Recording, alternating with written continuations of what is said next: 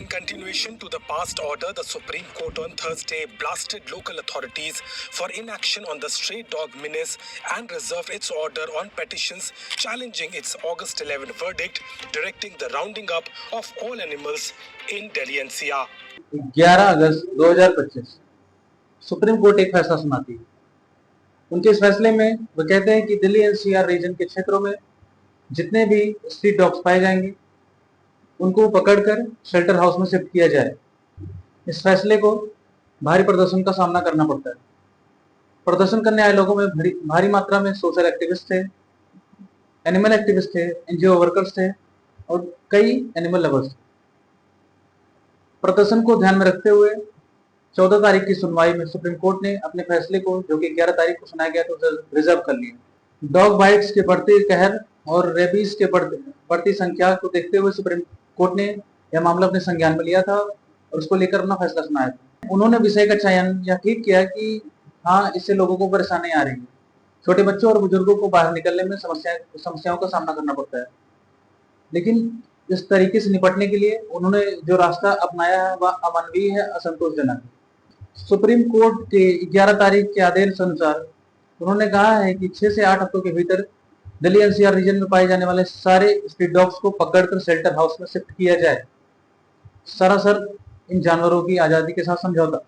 Supreme court का यह तर्क कुछ इसी प्रकार है कि कोई आपसे कहे कि सारे इंसानों को जेल में बंद कर दिया जाएगा, सिर्फ इस नाते कि कुछ इंसान चोरी करते हैं, कुछ इंसान डकैती करते हैं, कुछ इंसान मर्डर करते हैं और तमाम क्राइम्स में उनकी गतिविधियां पाई जाती हैं।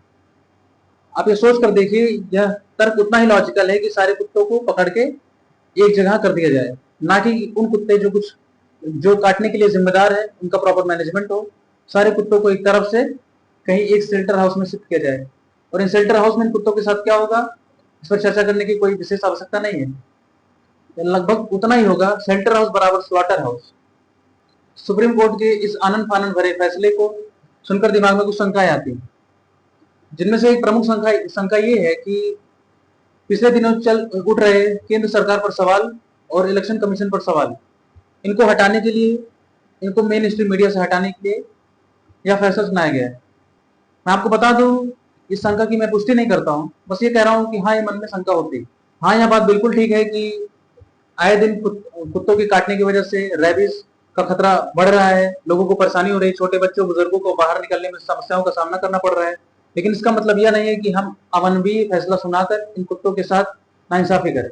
ये डॉग बाइट्स और रेबीज को लेकर मामला भारत के लिए कोई नई समस्या नहीं है, दुनिया भर के तमाम देशों ने इसका सामना किया है। उन्हीं में से एक एग्जाम्पल है थाईलैंड, जिन्होंने CNVR मॉडल पर काम करके इस समस्या से काफी हद तक छुटकारा पाया और वह काफी मानवीकृत भी था। उन्होंने CNVR मॉडल अपनाया, जहां C for catch, N for neuter, V for vaccinate and R for return. वे क्या करते हैं, वो स्ट्रीट डॉग्स को पकड़ते हैं, उनको स्टरलाइज करते हैं, उनका टीकाकरण करते हैं, फिर उन्हें छोड़ देते हैं। इससे काफी हद तक रेबीज के मामलों में गिरावट देखने को मिली है।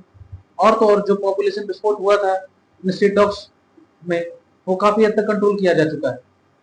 उन्होंने सिर्फ यही नहीं किया, उन्होंने इसके लिए कानूनी कार्रवाई भी की। उन्होंने 2016 में एक एनिमल वेलफेयर एक्ट बनाया, जिसके तहत किसी भी जानवर के प्रति किसी भी तरह की क्रूरलिटी एक अपराध मानी जाएगी। अगर हम यहाँ से कंपेयर करें थाईलैंड मॉडल और एनसीआर मॉडल के मैनेजमेंट को, तो साफ थाईलैंड मॉडल काफी ज्यादा ह्यूमनिस्टिक लगता है। मैं सुप्रीम कोर्ट से सवाल पूछना चाहता हूँ कि अगर आपको अपनी हाई कमान की पावर दिखानी है, तो क्यों नहीं आप इस तरीके के आदेश देते कि 2 महीने में भारत को स्वच्छ बना देंगे, 2 महीने में भारत की पॉवर्टी खत्म कर देंगे। ये आप अपनी अथॉरिटी बेजुबानों पर दिखा रहे हैं, जो बिल्कुल भी स्वीकार नहीं है, अमानवीय है, संतोषजनक है। आपको भी पता है कि सरकारी काम कैसे होते हैं। उन्होंने कहा है कि 2 महीने के अंदर प्रॉपर सिस्टम बनाया जाएगा, जहाँ सेटलमेंट उनके लिए बनाए जाएंगे, जहाँ खाने की व्यवस्था होगी। हम सबको मालूम है वहाँ क्या होने वाला है। ऐसा नहीं है कि सारे फैक्ट सुप्रीम कोर्ट को नहीं मालूम है, वहाँ हमसे ज्यादा नेशनल जस्टिस की समझ है, वहाँ हमसे ज्यादा फैक्ट मौजूद है। लेकिन यह नहीं समझ में आता कि फिर भी वे इस तरीके के डिसीजन क्यों ले रहे हैं। क्या इसके पीछे सरकार किसी तरह का दबाव बना रही है? अगर ऐसा है तो ये डेमोक्रेसी के लिए बड़ा खतरा है। सावधानी पूर्वक इसका सामना करना चाहिए और हमें सुप्रीम कोर्ट से कहीं बेहतर संतोषजनक डिसीजन की उम्मीद है।